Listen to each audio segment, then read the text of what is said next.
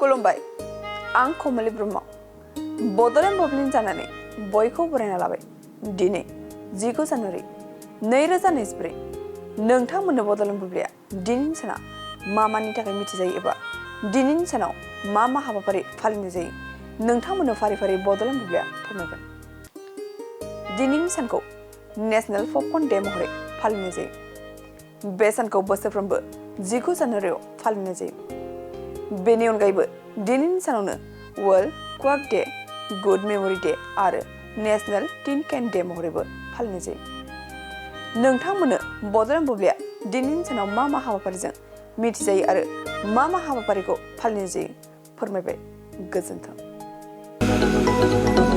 क'क्राझार सहरनि साखाथि थिथागुरियाव थानाय मानास पाब्लिक स्कुला 2024-25 सोलोंथाइ बोसोरनि गोदान मुं थिसननाया सोलिगासिनो।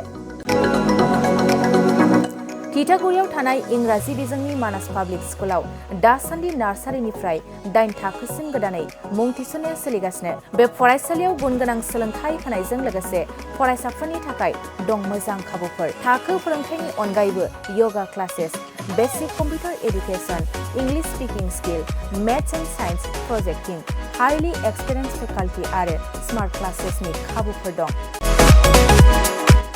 बेजों लोगोसेनो बे फरायसालियाव हौवासा आरो हिन्जावसानि थाखाय आलादा हस्टेलबो दं। गोसो गोनां बिजाथिफ्रा थिथागुरिनि मानास पाब्लिक स्कुलाव मुं थिसनोब्ला नैबे जानबुं नम्बर 6000853288 6000489621 9101008849 कल खालामनानै सुलाद लानो हागोन।